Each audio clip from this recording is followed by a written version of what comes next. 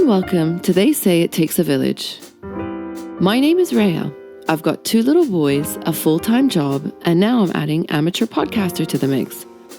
So it's safe to say that it really does take a village, at least for me to raise my kids.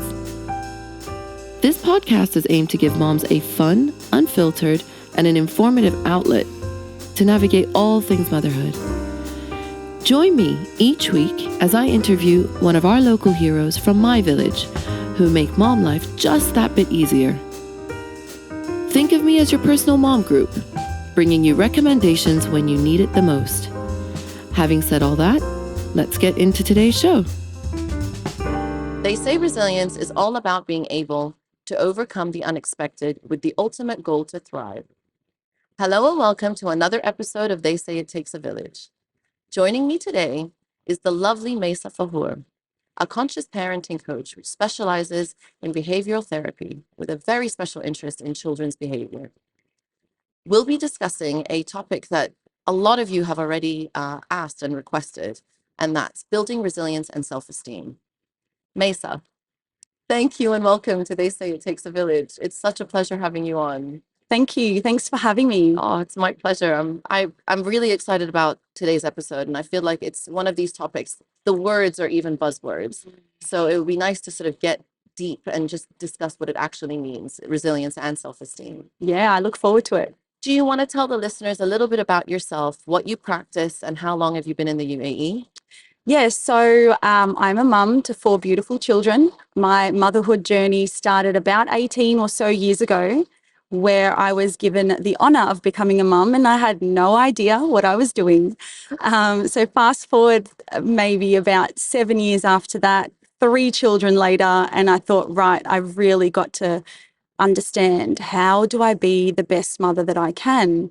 And I was already a teacher at the time, so I was a primary school teacher, raised in Australia and just had a typical quintessential Australian upbringing.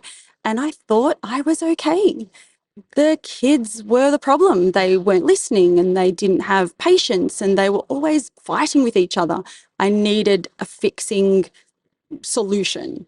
So off I went to a little course, you would say back then. I don't think it was called a course. And it started to dawn on me that my children are fine. It was me. Oh my God. It was me. That's, when that realization sets in, you think, oh God, like that's a bit different. Yeah. Exactly. So it was a big shock to my system. I mean, ego took a big bruise in me, but I'm nice and kind and after everything I've done. And then with a lot of therapy and a lot of kind of determination, I invested time and effort and study into becoming a conscious parent coach. I specialize in behavioral therapy where I allow parents to explore getting to understand the why behind a child's behavior. No kid wakes up and decides to be naughty, in inverted commas. No child does that. There's a reason behind their behavior. And so, yeah, about 8 years ago, we moved to the UAE. Since then, I've welcomed my 4th baby into the family. Now, how you do it, 4 kids and all of this, like it's we're lucky that you're actually here today. Thank you. They are my little teachers, I call them. They're forever waking me up to stuff. And it's really funny because as a conscious parent coach, they've grown up with words like regulation and, Mum, are you validating me right now? All of this stuff. And so sometimes I'm like, oh, they know too much, but that's where I'm at. Yeah, that's amazing. Thank you. So lovely. And obviously I feel like we're going into a topic that's quite broad. And I feel like both, we've clubbed it together with resilience and self-esteem. So if we want to start, for example, with resilience, to jump straight in, what does that mean to you? How can you define resilience for people who are listening? Yeah. So resilience is actually the ability to go through the challenge and then come out of it ready to get back into life again. Yeah. It's the ability to face that hardship. If we look at it from a child's point of view, right? So let's say they want to, they're starting at a new school and they want to make new friends. So resilience is the ability to, okay, this is a hardship. new school, scary stuff. I'm going to go through it. Day one, no one wants to be my friend. They come home and they feel the hardship and then they try again the next day. Resilience is the ability for the child to face a challenge. I want to move up in my reading group. I want to read the next level of my chapter book, Mum. But I can't. It's so hard. Resilience is that idea of, okay, the child's facing a challenge. They're going to get through it. And at the end of it, they're going to rise and realize that they got through it. There's a famous quote by Nelson Mandela where he says, "Do not judge me by my success, judge me by how many times I fall and get back up again." That's lovely. Yeah. And I think if we think about that in terms of our kids, we really start to grasp the idea of resilience. Do you know, it's so funny. We were talking a little bit earlier. I was saying that we were over at my parents' house, and my 65-year-old dad, I was explaining to him that we've got a lovely recording of today, and it's all about resilience and self-esteem. And he turned and said, "Oh, I know what resilience is." And I was like, "Okay, well, please, explain." He's like, "Oh, it's just tolerance to life." Yeah. And that kind of, I paused for a second and I thought, it's so funny how potentially that word has kind of evolved. It's evolved to mean so many different things to so many people. And I think a lot of the times, he has understood it to be tolerance. And a lot of the times people expect it to be almost resilience and strength, and how potentially these things are interchangeable. What do you think about that? Are they the same? Is there some sort of, I would say, sort of an interchangeability to the words, or is it completely different? Okay, so your dad's of the majority. Yeah. I think, resilience has been associated with being strong for so long. I'd like to challenge that. I'd like for us to consider a different idea. So parents somehow believe that to create resilience, well, that happens by failing. Like a child has to go through failure to be resilient. It's as if, experiencing hardship is what makes you resilient. Yeah. Right? That is it's a very common thought. Yeah. Yeah. And that generation and, even ours, we're a badge of honor. Yeah. I've gone through this. Of course I'm strong. I've gone through this. Okay. So where I jump in is that resilience is about you believing that you have a secure base behind you where you don't need to tolerate it if you don't want to, and you don't need to be strong if you don't want to. So I want you to think of resilience like this. Whoever's listening, visualize a seesaw. And the heavier part of the seesaw, so the part of the seesaw that's touching the ground, I want you to call that part secure base. The other side of the seesaw, I want you to call it challenges. For a child to be resilient, the secure base part of the seesaw has got to be heavier than the challenges. Okay, what's secure base, Maysaa? What on earth is that? Secure base are ingredients that a child requires to feel like they can conquer that challenge. Okay. So you see, yes, I spoke about resilience that way, but we have to understand that a child just doesn't be resilient. Okay, so what, I'm starting a new school, Mum, I can do it, yay. No, a child is built and it infiltrates in their body that if I struggle finding new friends, my secure base has got to back me up. Right. I'm not going to go home and hear from my mum, well, you could have found new friends if you just X, Y, Z. Yeah, did this and that. So a secure base has got a strong relationship with at least one adult. Yeah, so researchers has found that children only need one, well, it'd be lovely if they had more than one, but minimum of a one adult strong relationship. Children need their self-esteem to be flourished with that strong relationship, which we'll talk about soon. Yep. Children need to know that they are loved unconditionally, and children need to be seen and heard. So they're the four main things I want parents to understand. So, okay, go back to the seesaw idea. Yeah. So there's that secure base like this. Along comes a challenge, and it's, I really want to pass that math test. And then I got a 50 out of 100. Challenge. Yeah. Kid is absolutely devastated. Yeah. The idea is that the seesaw will weigh a little bit. That challenge is really heavy, but we're hoping, and our whole point of conscious parenting is our secure base will be a little bit more heavier for the child to be resilient, to go, man, can't believe I got 50. I think next time I need to study a little bit harder.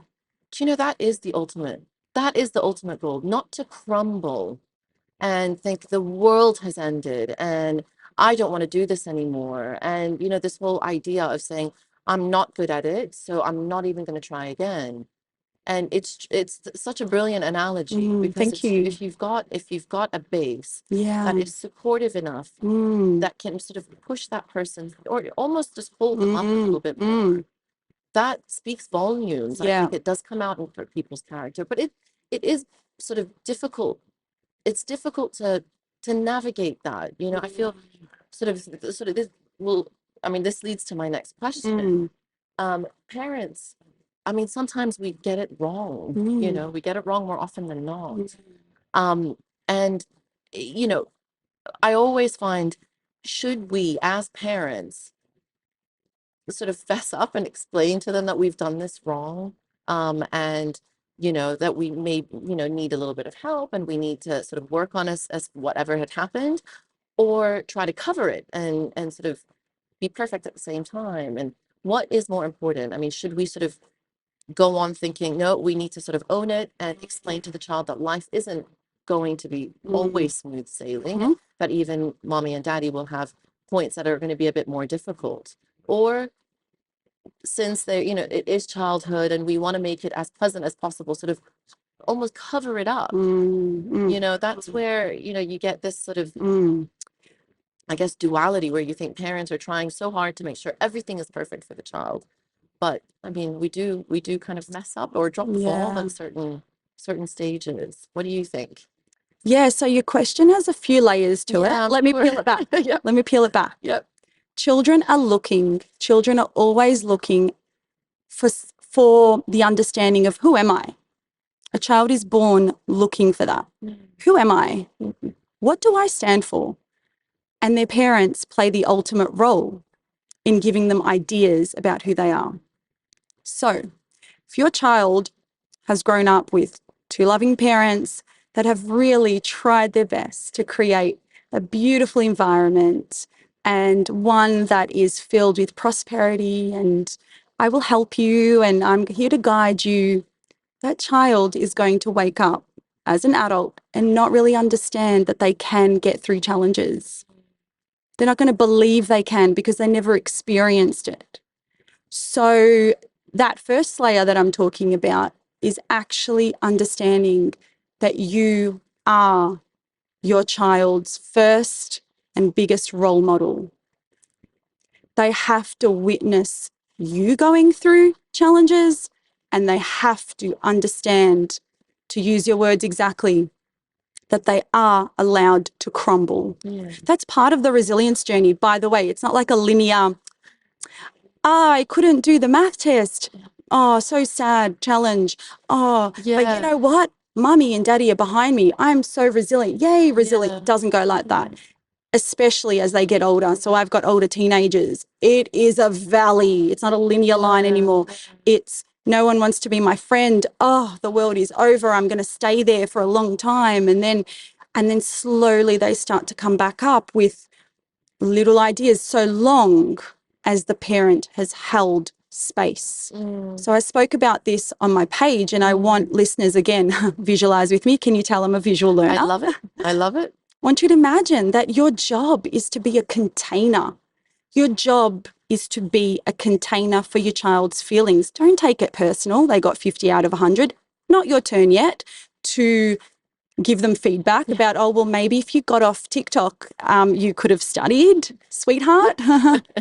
That's criticism and that's passive aggressiveness. And I do not know one adult that really loves their parent to do that. No, I don't love anybody being passive That's aggressive exactly to me. right. Yeah. So your kid's got 50 out of 100. Yeah, you're disappointed because parents are allowed to feel things. Not your turn. Not your turn to talk about it. You're the container for your kid, and your kid's going to say ridiculous things like, I'm stupid. I'm never going back to school.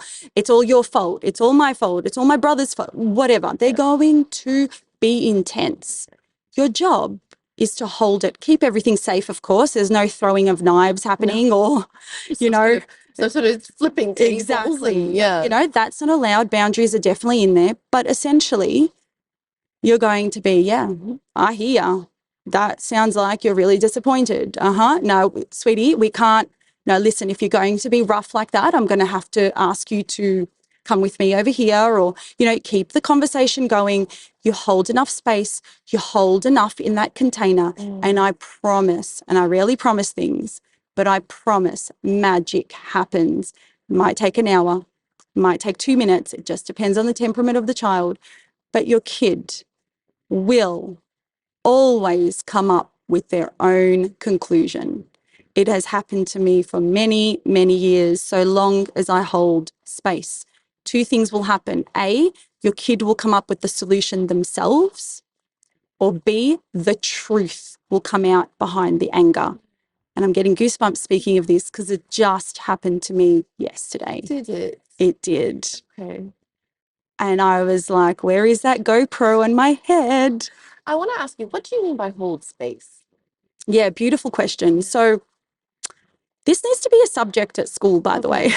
No, because hold space is not commonly talked about. Do you mean actual physical space? That's really interesting. I mean both. Okay. Physical and literal. So holding space requires you on a metaphorical level to push your needs aside and your opinions aside. So that's on a kind of internal level. Got it. Okay. That's holding space. Yeah. And then on a physical level, it means facial expression, body expression shows the other human, but we'll just talk about children for now, that you are there. Let me give you some examples. Okay.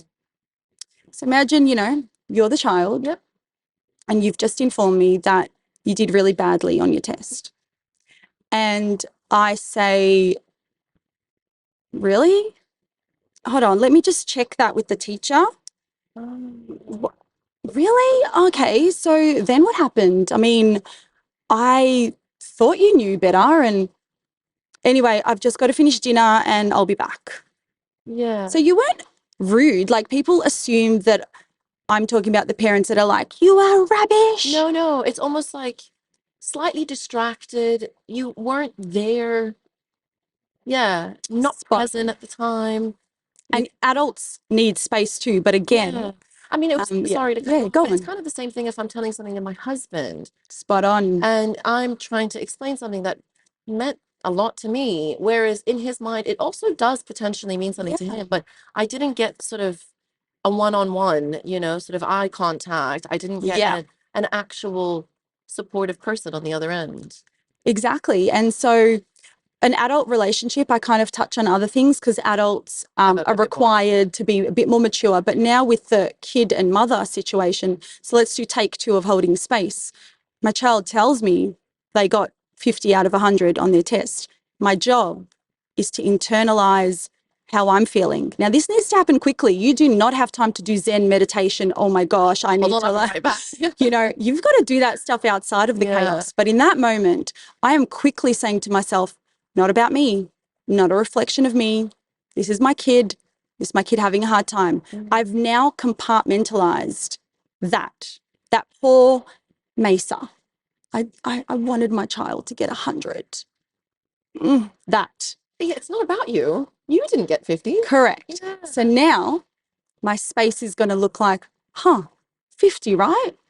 So what do you think? What happened, do you think? Nothing happened, Mum. It's just a stupid test.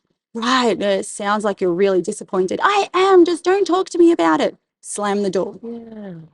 That is very important information to know that your child is A, comfortable with you, and B, you've kind of hit a reason there. Okay. You need to follow the child. They've slammed the door. You've got to go in there really. You do not slam doors on me, young man. The door right now, yeah. It's just a gentle knock. Sweetie, I'm going to come in and promise I'm not going to talk. I don't have any opinions or feedback, but I'm going to be right by your side because this is a really hard time for you. It's not a hard time. It's stupid. I'm not even thinking about it. Okay, that's cool. That's cool to not even think about, but I'm going to sit right here. So if you feel like telling me about, I don't know, anything, I'm right here. Would you, again, sorry, just on that particular scenario, would you try to change the subject? Or, I'm just trying to picture myself going through this and thinking, should I go in and sit quietly? Should I tell the child a little bit about my day? What is the best way moving forward, just in the interest of that? Or I don't know. I mean, is it like getting the best out of or the best outcome from that setup? So there's a few things at play at this question. You've got to look at your child's temperament. You've got to look at where you're at energetically. Like if you're in the middle of doing dinner and it's on the cooktop, you do not have the time to, or maybe you do, you can turn it off, in either case. So temperament, where you're at energetically, and how important is this topic to you and to the child? Like, I want parents to pay energy to really big things, not just, my sister took my hair tie and it was mine first. That could be a big problem. But if you're going to pay it really big attention, then what are you going to do with the other stuff that requires? So it's pick your battles for that time and then deal with it. But to answer you very simply, because it's such a nuanced question, this is what I do one-on-one with clients. Just to give them a little teaser. Exactly. So your question is a 90-minute session with me. I was going to say, shorten it down for like 2 seconds. Look at your child's temperament. I've got 4 kids. They all have different temperaments. One would require me to stay right there with them and, scratch their back. One would require me to stay 15 meters away from them, but still look at them. One would require a change of topic. And one would require an energetic kind of reply, like let's play or let's watch or something. So you've got to really be in tune with your child. And to bring it back to resilience, see, in that case, we're still there in the middle. He's not or she's not resilient yet in that situation. She's still in the middle part of the seesaw working out, does my mum have my back? Or am I going to get told off? Or am I going to get the rug pulled under my feet and the lectures are going to start coming in? Well, I mean, you did hit your brother first, so just saying. Not so much sort of losing it. Oh, that's so interesting. And I think that sort of, to bring it back to your seesaw, that could potentially be your heavy anchor. And it's so funny that you have to almost watch your child and see what kind of is their responses to certain things and how you can respond to their whatever their certain behaviors. And there's not sort of a one fits all kind of solution, but it's that holding your space, I think, is probably the first step to sort of making it not just like a pressure cooker. Which is really interesting. Yeah, I love that idea. You've just reminded me of something. A lot of parents come and see me when things are chaotic. And it's interesting because therapy as well, I'm not a therapist, I'm not a psychologist, but in all field mental health, please, parents, come and see your therapist, your coach, when things are not very, very, very, very hard yet. You want to learn the skills and strategies and understanding when things have not reached the point of boiling, because prevention is better than a cure. So that point you just made there, like, start picking up clues about your children. I always say children are predictable. Younger children are. I know when I pick up my 5-year-old from school, he does not want to do anything except eat, have a snack. Don't touch him, don't prod him, don't ask him how his day was. It's that, how was your day? Fine. Don't go. So I don't. So what do I do in advance? I mean, this is generally, there's no 100% perfection. But today, let's take today as an example. I will pick him up from school, understanding that I know what he's going to be like. So in my head, I've already prepared the 2 quirky questions I'm going to ask. I've prepared my playlist Yep. that I'm going to let him choose on my phone. Yep. And I've got a snack box that's not going to demolish my car. Yep. Something quite safe. That's good tips, guys. Just keep that in 3 mind. tips. Yep. And when he gets into the car, I tell you what, people call this spoilt, but why would I not want to avoid a meltdown? He gets into the car and he is lovely. Oh. Which is joining on to that question you asked about distracting, changing the topic. Yes. I love that. Yeah. I want to spend a minute on that. Yes, Can I? please. There is a difference between distracting, that is trying to remove the child out of that feeling due to your discomfort. Yeah. And there is a difference between distracting to anchor the child to regulation. Let me explain that. When a child is emotionally dysregulated, even adults, but I'll always say children, but whoever's listening, it's the same. Humans are humans. When a child is dysregulated, there is nothing you can say that will calm him down in that moment. That's really interesting. It's When sorry to cut you yeah, off, but go on. all parents want to do is to calm it, get control, gain control over it. Too late. Yeah. Too late, guys. What's happened there? I'm a bit of a brain nerd. Yeah. Is the logic and reasoning part of the brain has shut down. Yeah. It's gone. It said, good night, sayonara. I am not going to do this because there is a woman in front of me or a man who is yelling at me. So I need to protect myself. And okay, quickly, brain, go through the strategies you have that you know of how to protect. Oh, I got one. Hit my brother. That's what I'm going to do. Hit. Oh no, I've got another one. Scream, spit, pinch, run away, hide under the covers, throw. The brain of a child will find something to protect them. So now the mum and dad, who are lovely and well-intentioned, and I believe we are all doing the best we can, are saying to this child, but what's wrong? I did get you that. If you touch your brother, I am going to count to 5. Do you know how hard? All of those things the child is registering as blah, blah, blah, blah, blah, blah, blah. So why would I want to put myself through that when it's predictable behavior? That is not distracting. That's called being proactive. Now, to quickly show you the other side, it would be you've said no, they cannot purchase that red truck while you're at the shop, and they have gone, right? Exactly. Yesterday was the same thing. We watched a movie and we do it once on one day of the weekend, and he gets to pick a movie. Yesterday was Trolls. Yep. He absolutely, when the movie was over, Yeah. it was a complete meltdown. Yeah. And I think I handled it well, because when my husband came home, I was like, I think I was a really proud parent. Yeah. I gave him a bit of space, but again, I don't know. But all I know is if I just switch off the TV and say, no, we're not watching another movie, because that's it. You should be grateful you got one. That's right. You know, you're just gonna have to wait till next weekend. Yeah. You know? But yeah, it is. Anyway, just wanted to sort of chime in and say, yeah, I think every single parent knows when you say no to something. Yes. And in your mind, it's not a big deal. But for them, it is, I mean, it was an epic level meltdown. Yeah. Well, yeah, in their mind, it's a big deal. But, you know, you've got to be quite intentional with your no. So a lot of parents first kind of tippy-toe with no, yes. They give these weird reasons to the child, like, didn't you get that yesterday? Like, it turns into a conversation, but it's not. So you've got to be intentional with your no. And then you have to allow your child to go through the feeling of being rejected. Like, it's hard. Yeah. It's like me asking you now, hey, Raya, can I have your cup of coffee? And you say no. You're like, oh, I really wanted it. So then we're now at a stage where we're helping our child through that emotion.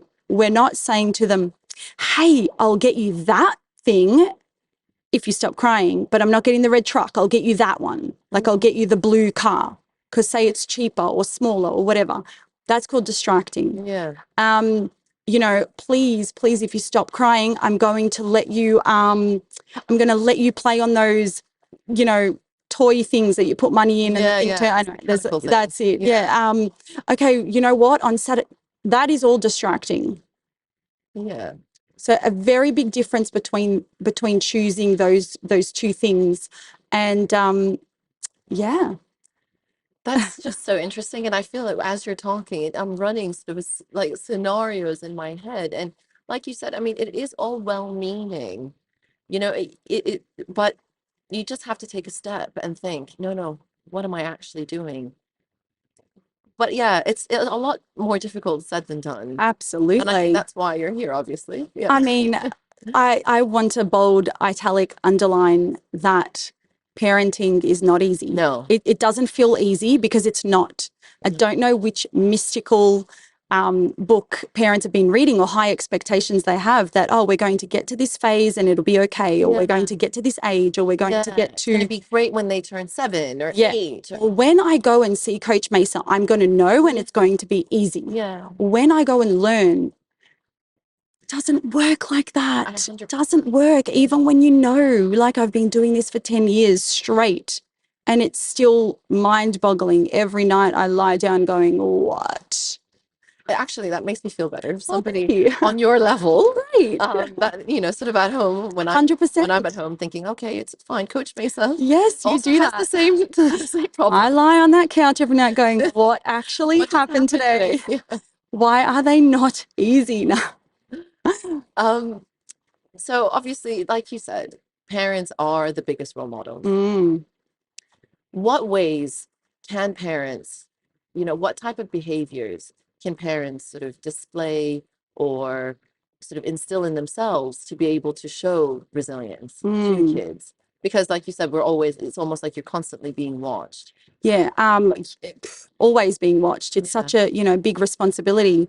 Do you mean like in terms of nurturing resilience or like? Yeah, sort of instilling resilience, sort of nurturing it, and, you know, showing them that things aren't almost, I want to say as bad, but things do happen but that's okay. We just have to kind of roll with it. Are there any types of like characteristics that parents should kind of take a step back and think, okay, no, you know, I need to sort of become this way? Yes. Or, I mean, I don't want to even say become, just sort of put my mindset in a particular direction. Yeah, so first and foremost, your children have to hear you speak about your hardships. Age appropriateness. Of course. We're not going to talk to our 5-year-old about financial issues. I was going to say your loans and, you know, the mortgage. Last week I got lost coming home from basketball practice, and I got lost in a very famous suburb that is very busy at peak hour in Dubai, and it's crazy. And you're trying to get them home from there. Oh yeah, yes, 45 minutes it took us to get home, more than usual. And I thought to myself, okay, I've got 2 choices here. And so you're constantly coaching yourself here, I can crumble or I can use this. Crumble, oh, I really want to crumble. Oh, poor me. I've got so much. How could I? Why am I doing all the pickups? Like all this stuff is flooding my body. And I ended up, choosing the path of, okay, I'm going to turn this around. I'm like, come on, my son's name's Zaid. Come on, Zaid, say, you can do it, mummy. And I'm going to say it to myself too. Come on, Maysaa, I can do it. I just have to be patient. Like all these quirky kind of sentences. And he joined in and he said, this is taking too long, halfway through. And I'm like, I know it's taking forever. Oh, how can we make the time pass quicker? All of those things. I mean, was I, raging inside? Absolutely. I couldn't believe that I'd done that I'd taken a silly turn that was wrong and got myself into that. So that's first step that you want to think about. But also what you want to consider is, what do you do when your child is facing a challenge? What do you do? What do you be? What do you say? And how are you generally outside of a hardship? Are you likely to give talks and really long-winded? I call them TEDx talks. I always tell parents, cut the TEDx. Your kid's 8. I was going to say the attention span's maybe about 15 minutes. They do not care that so-and-so climbed Mount Everest and became resilient, unless you tell them a silly fact about farts or something. That's right. Yep, toilet humor. Bring it back to that. Yeah. Then they'll be like all ears. But otherwise, don't tell them about Sarah Smith's Mount Everest climb and that shows resilience, at a younger age. They're not going to get it. You want to be able to, reach them on a more reasonable level. Yeah. But I'd love to touch on self-esteem too, because that's all going in all there. intertwined. Yeah. So before we sort of end the resilience topic and talk about self-esteem, what are your 3 top tips in building resilience for children?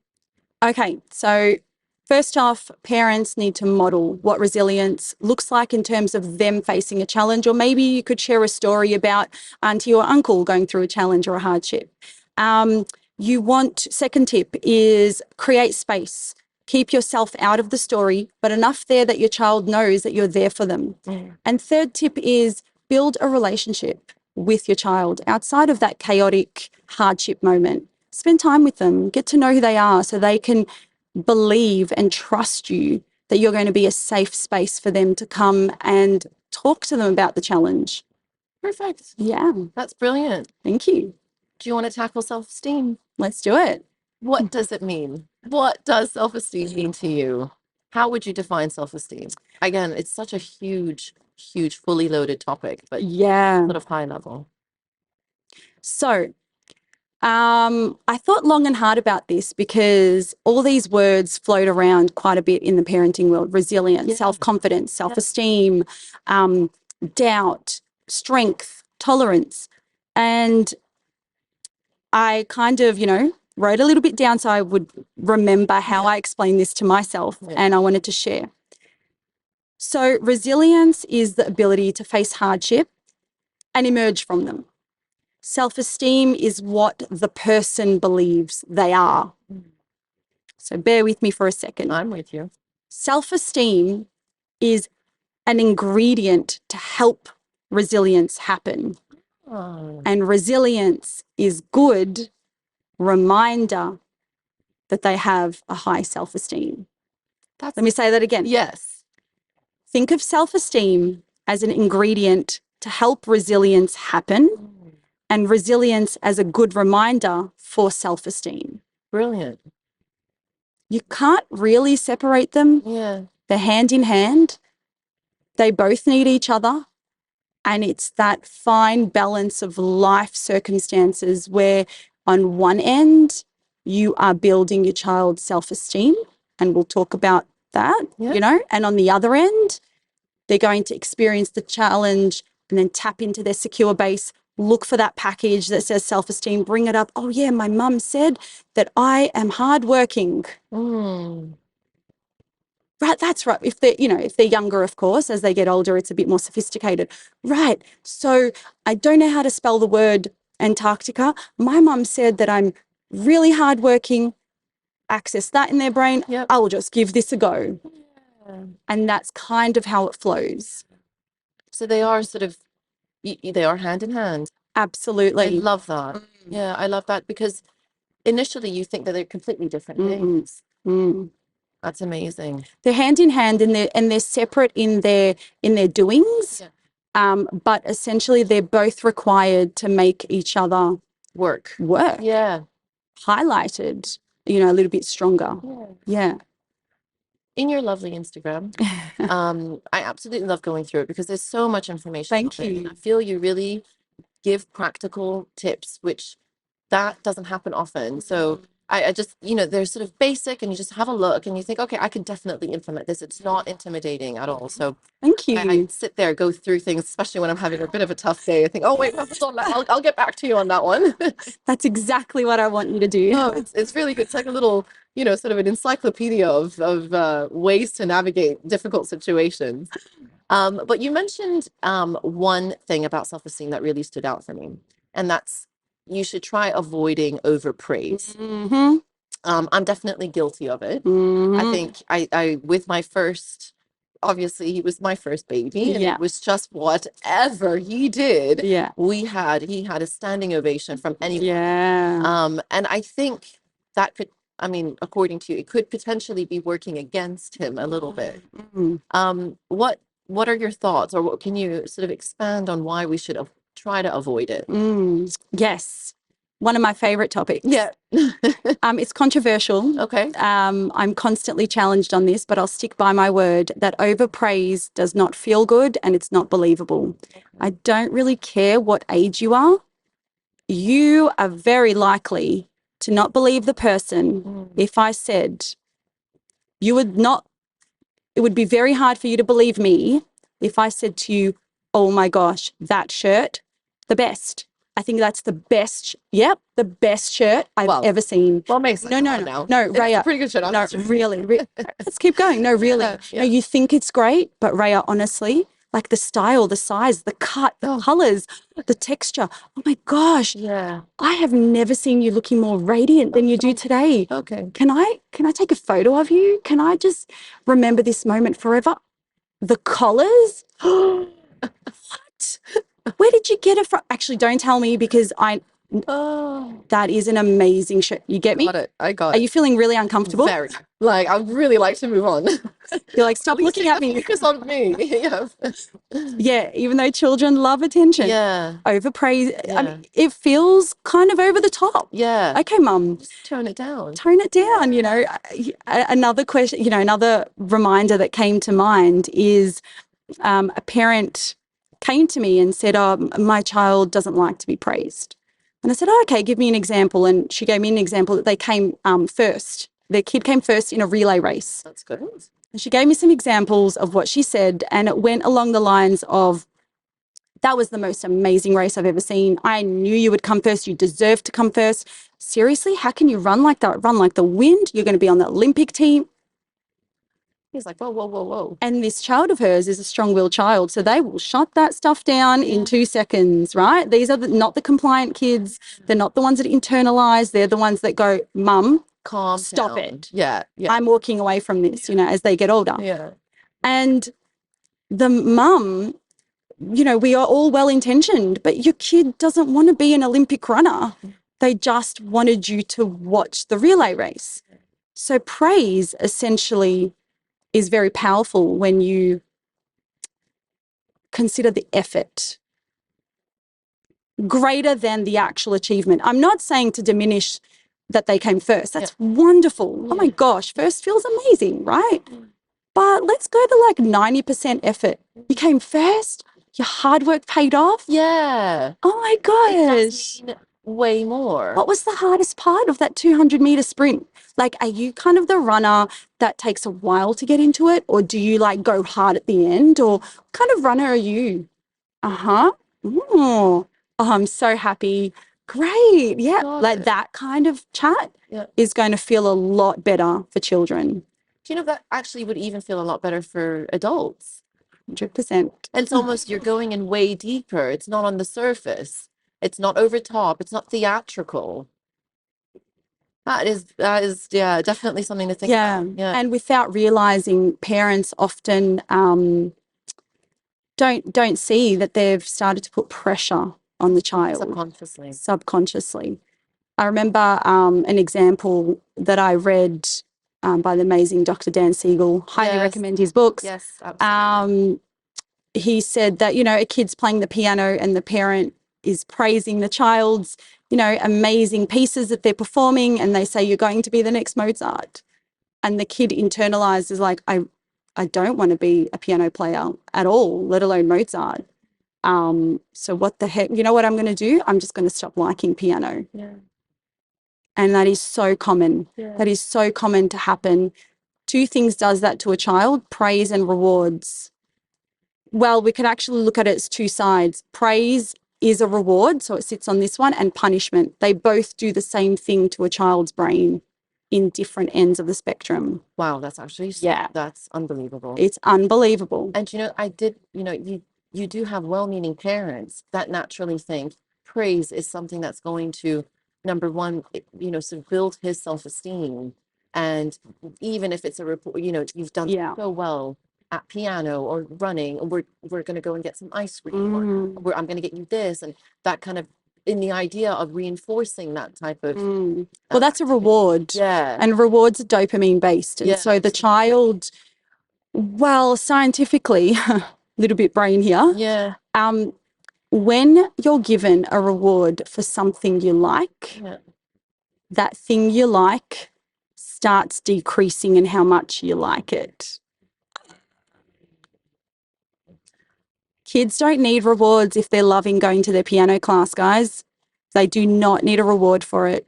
They do not need to be bribed or threatened. They like going to piano. They're just simply having a hard day that day because they're tired, hungry, sleepy, had a friendship battle, their sibling hurt them, whatever. Yeah. They do not need to be rewarded for doing something like a piano class. Don't need it. That will just make their brain start to consider that piano is not that important. That's weird. I get given this when I go to piano. By the time they're 18, a Kinder Surprise egg isn't going to do it. They're going to want Apple iTunes cards. That's right. And then a car. And then what do?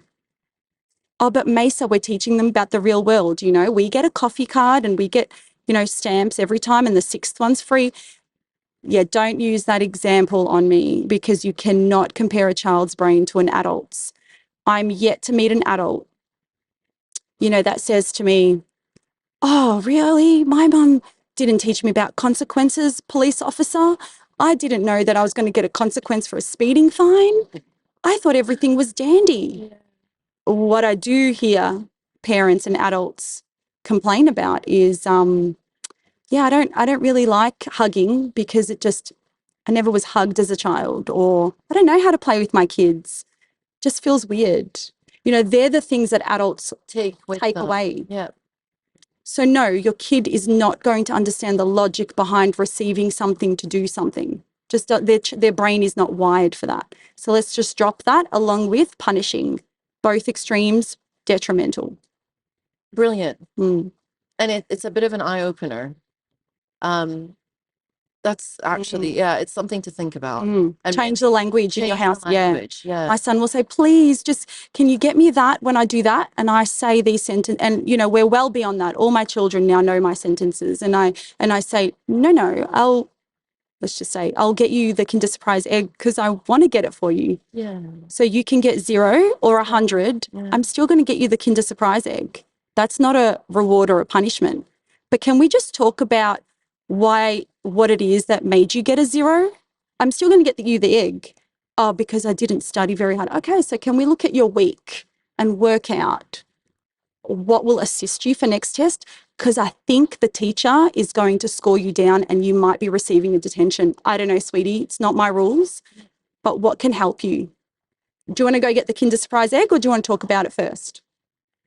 Brilliant. This, for me, I'm literally going to sort of bank this, or luckily that we have it on a podcast, because I do have this, for example, swimming or whatever it might be. We're not at a stage where we've got like testing or things like that. Yes. But it's literally like that.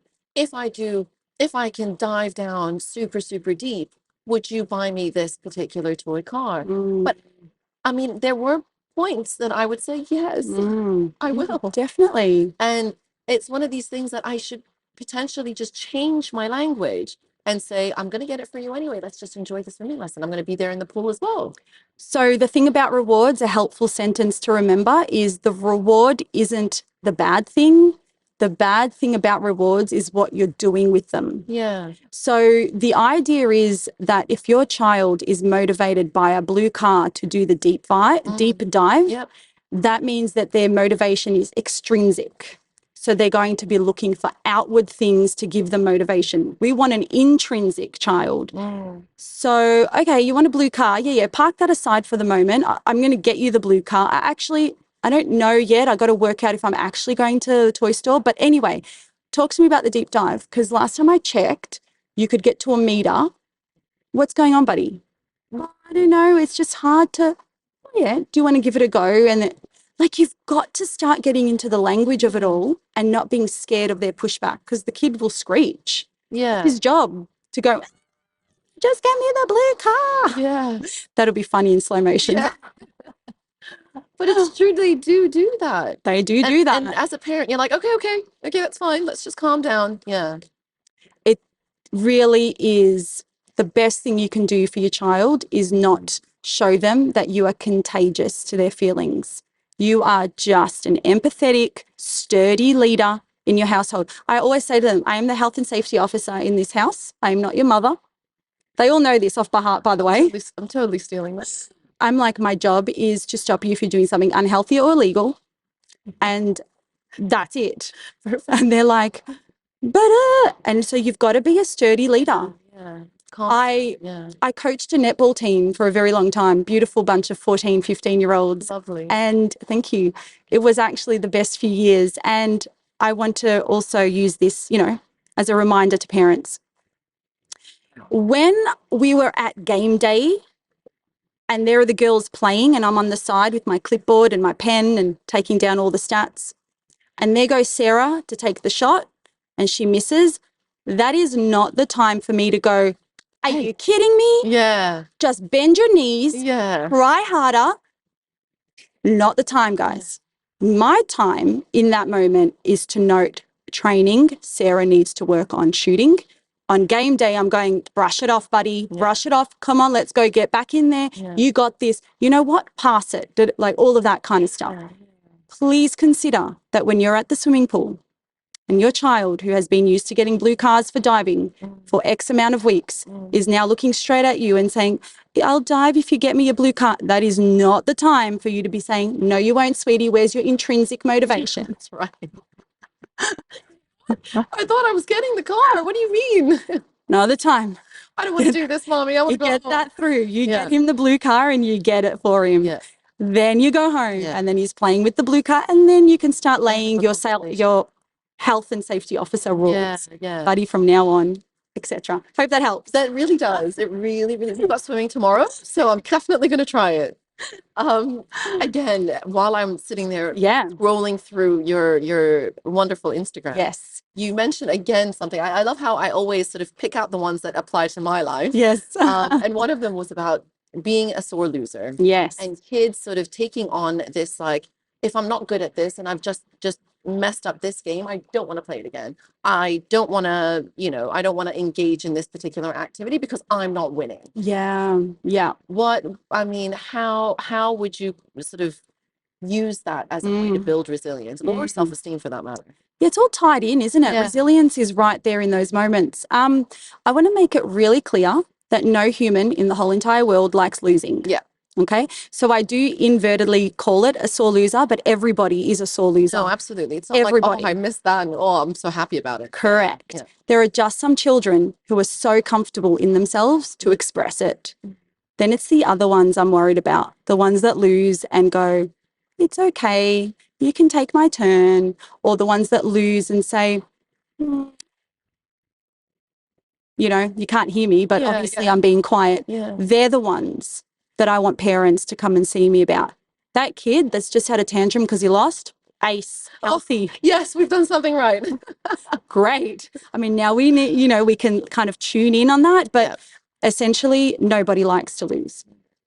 And now you work with, again, everything that I've taught you earlier on in this podcast. We work backwards on the layers. If you know your kid is that type that absolutely melts down when they lose, I would not be entering them into a neighborhood Uno match. No.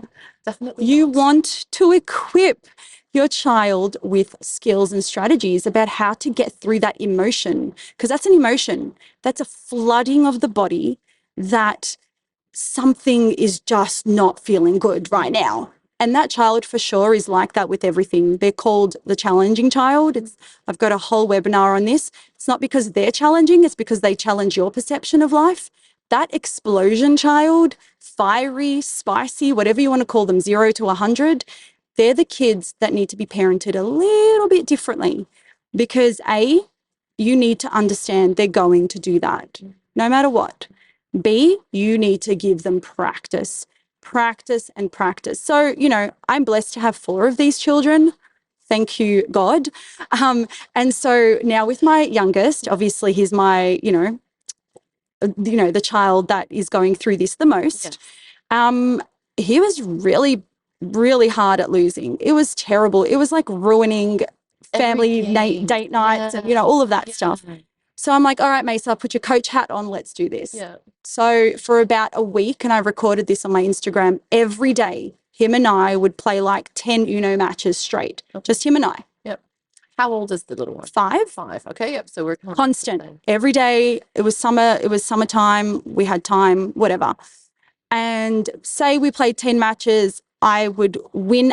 He would win 8 and he'd lose twice. That was a little bit manufactured by me. Okay. Right. just to give him a small, and then I started to realize that he wasn't actually understanding the rules that well. Okay. And then I started to realize that his cute little beautiful hands weren't able to hold the cards very well. Yeah. It was very frustrating for him. Then I became to realize that he actually didn't like playing on a table. He liked to play on a couch. So once I got all of those things in place, sweetie, do you actually know that this means that? Yeah. And do you know when there's three people, reverse doesn't mean it goes back to you, because now it goes back to the person that, so there was all these things, and he's like, okay. Then I taught him how to fan the cards. Then I said, if they're really too big, you can kind of put them behind you and look. So we went through all of that. Do you see how intricate it is? It is. Nobody, So many factors came into play. So many factors. Nobody hands you a car at 18 and then says drive. Go. Yep. You need the lessons. Yep. So now I'm like, okay, now I'm going to give him a few losses. Again, I'm really introducing him to the idea of what it feels like. First time, oh my gosh, Raya, it was like a full World War III, terrible. He scrunched up there. I'm not doing it. Yes. Health and safety officer, you don't just sit back and go, oh, sweetie. Just take the time that you need. No way, Jose. Yeah. I was grabbing those cards out of him saying, hey, you're ruining cards. You're having a hard time. I'm going to have to pick you up. Come with me. You're not in trouble, but you're having a really hard time and you're going to wreck the Uno cards. That's a no-no. Well, a week later, he now plays Uno, and it's the other way around. 8 times out of 10, he's able to control, and 2 times not, which is fantastic. Absolutely. At 5. Yeah. And it just depends. Yeah. Is he tired? Is he hungry? Yeah. Has his brother cheated? Like 5-year-olds hate when people cheat them. Yeah. Yeah. So sore losers are just children that are having a hard time dealing with that big emotion. You need to practice it with them. And just kind of understand what's going on in the background. Like you said, maybe they're a bit tired, maybe they're hungry, maybe, all this, the shape of the table, that's so funny. But they are particular. They definitely are. They are, definitely. I think that it's really important to expose your child to that feeling of what might come up. Yesterday we were at the beach. He built a really big sandcastle. He was done. He wanted to get into the water and play with me. And I said, listen, if we leave the sandcastle alone, very big chance someone's going to knock it down. Yep. And you will get really upset by that. Like, set them up for that feeling. So he kind of like sat there and pondered, and he was like, I'm okay with that. I said, no, I want to reiterate that I will not be able to rebuild it again. Yeah. It's a really big volcano you've got there. I love it. It might get ruined. Actually, no, it will get ruined. We're going this way. Yeah. And he's like, okay, then I'm going to go jump on it. I said, brilliant. Amazing. Off you go. Yeah, just sort of, no, that's actually, I've definitely tried that and it does work. If you do set it up and then they can have a chance, it's almost like, oh no, I've made that decision. Exactly. And I'm okay with it. So I might think of an alternative way to, sort of mess it up myself, or just enjoy that time, as opposed to coming back and being devastated that it's not there. Exactly. Yeah. Exactly. That's what a really big chunk of parenting is actually being so aware of helping our children get through the moment when we're not in the moment. It's too late when we're in the moment and the sandcastle's been ruined. Now you've got a different job to do. Yeah. When the sandcastle's been ruined, now the job for you is to contain them. We're going back to that container. That's a challenge, remember? Got to go back to the seesaw. Got it. But before that, you've got to set it up. Yeah, absolutely. Brilliant. Of course, now it comes to one of my last questions. Yeah. With the biggest, I find the biggest thing that's going on in our generation, which is screens. And screens are unavoidable. They're there, whether it's on a phone, on an iPad, on a laptop, everywhere you go, there's a screen. What do you think about screens and their potential ability to impact things like self-esteem? I know that's another big one, which we can potentially talk about independently. But on a high level, how do screens, or do they have an impact on building resilience and self-esteem? Gosh, screens and technology, you're absolutely spot on. It's everywhere. It's ubiquitous. Like, it's, it touches every part of our life. And so I can probably break this question up into kind of age groups. So let's go straight into the teenagers. If you see your children, your teens, starting to show signs of low self-esteem, then you might want to look into what TikTok pages they're following, what YouTube videos they're watching. But you can't exactly say, Your self-esteem is low. Give me your the phone. Yeah. This is where you're building a relationship, where there are rules in place, where you're demonstrating to them that you're not always on the phone, where I'm showcasing to my daughter what it looks like to unfollow people. Huh. You know, Somebody that makes you feel a certain way. That's right. Yeah. For the longest time, I would see her feed and it was just manicured feeds. And I thought to myself, wow, like all these girls are watching manicured TikTok feeds. And that is really dangerous for the brain. It's dangerous for an adult. Exactly. A fully grown adult. Exactly. Let alone a child. Yeah. Spot on. So there's that. So do devices ruin self-esteem in that end? Absolutely. It's instant gratification. In 10 seconds, they've watched 20 videos. Absolutely. So you want to build a relationship with your child and work out when things are kind of starting to pop up. But more importantly than when things are starting to pop up is hang out with them. Get to know their interests. I sound so dorky, but I'll still do it till forever. So like, who's the biggest YouTuber at the moment that's into gaming? My kids are into gaming. And they'll tell me the name and I've got no idea. Oh, yeah, isn't he worth like, 10 million, mum? He's worth like 200 billion, all this. Yeah. Oh, what does he make his money from? And you start to get the conversation flowing like that rather than how was school today? Yeah. And they love that. They love that. In regards to the field of screen time, experts always remind us it's not how many hours a child is on a screen, it's what they're doing on the screen. Right? You want to be mindful. Are they just mindlessly watching YouTube after YouTube after YouTube? That's dangerous. Are they FaceTiming a friend? Not so. Yeah. Unless it's safe, Yeah. That's kind of my take on screen time and self-esteem. Yeah. No, it's important because, like you said, I mean, it's one of these things that technology is going to keep going, and who knows what it's going to be like in the next, even in the next 5 years. Absolutely. So it's almost like have it on your side As opposed to just eliminating it whatsoever. And you're just the person coming in and saying, 100%. give me all of this, and I'm going to demonstrate all this control, as opposed to, oh, well, maybe let's watch it together. Or I'd really like you to show me. I'm really interested. And here's an idea, parents. If you want your child to be healthy using devices, you do it first. Yeah. Don't sleep with your phone next to you. Go for walks without it. Eat dinner without it. Do screen time hours off it. Play with your child without a phone. Show them what it looks like, that you are okay without a phone.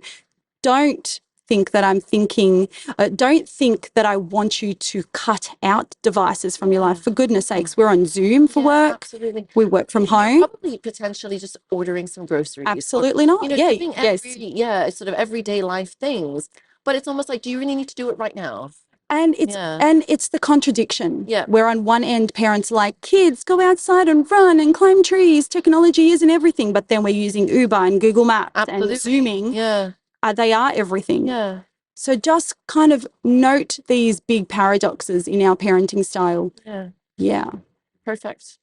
Now, of course, we've done the top 3 tips for resilience. Top 3 hot tips for nurturing self-esteem. Go, Coach Maysaa. Let them hear yourself giving yourself compliments. Oh, that's a good one. It's so awkward, but when you start doing it, it's very addictive. It's such a good driver. Yeah.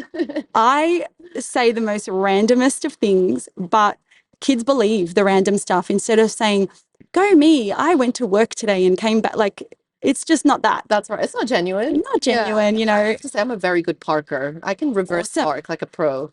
Do it. I'm gonna Tell keep him. saying that. So usually I'll say, I'm so proud that I got dinner on time. Go me. Yeah. And secondly, let your children take healthy risks. Be a scaffold. A scaffold is that, piece of equipment on a building site that lets the worker stand on the scaffold. And if they want, they can go inside the building to do their thing, but the scaffold kind of keeps them safe. Yep. It's a theory by a guy called Vygotsky all the way in the 70s. But the main goal of a scaffold is your kid knows you're there. But you're kind of like, you got this, buddy. Yeah. And if you don't got this, I'll hold you. Like I'll a little carry safety net. Yeah, brilliant. And then the third, the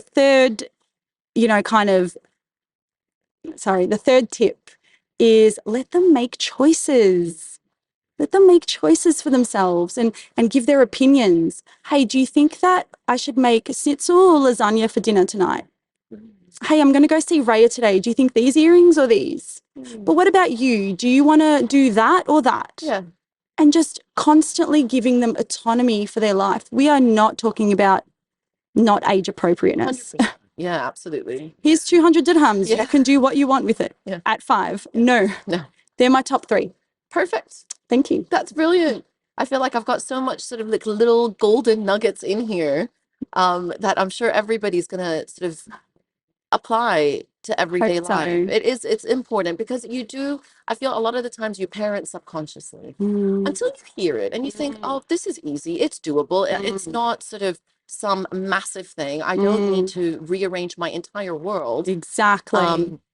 Just small changes in Yes. how you talk, and it's amazing. The work that you do is amazing. Thank you. I want the movement to spread and just really hope so. and just understand that we're not trying to overhaul our life and going, everything we do is bad. Yeah. I need to do everything this lady is saying. No, it's baby steps. Absolutely. Tweaking, finding out. And there comes a point where you as a parent, you think, you know what? I've applied that and it really worked. Yeah. And I feel really good about it. And that whole day doesn't have to be, I feel a bit guilty because I just snapped at my 5-year-old kind of thing. So thank you. Oh, you're very welcome. Usually at the end of each podcast, I always ask the wonderful guests that are sitting across the table from me if you've got a quote that you like or a saying that you sort of live by, to share with us. Yes, I do. It's a beautiful quote. I actually wrote it down because I didn't want to get it wrong. It's that special. So the quote is, speak to your children as if they are the wisest, kindest, most beautiful and magical humans on the earth. For what they believe is what they will become. That's amazing. That is amazing. And ultimately, that's what you want them to be. That's it. Yeah. Oh, amazing. Well, just for people who are listening and would like to sort of have a consultation with you, what is the best way for them to reach out to you? Okay, so I'm on social media. My handle is at Coach Mace EQ. I'm on Instagram and TikTok. Perfect. My kids did that one.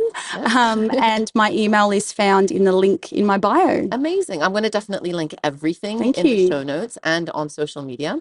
And I'm just so grateful that you made it out and, came onto the podcast. It's my honor. Thank you for inviting me. Thank you. My pleasure. Thank you for coming. Thank you for listening to They Say It Takes a Village. I hope you enjoyed today's episode. I look forward to bringing you another one next week. Don't forget, please subscribe, rate, and review so I can reach and help even more parents. And if you've got a topic that you'd like me to cover, please head over to my Instagram page, ittakesavillage.me, and drop me a line.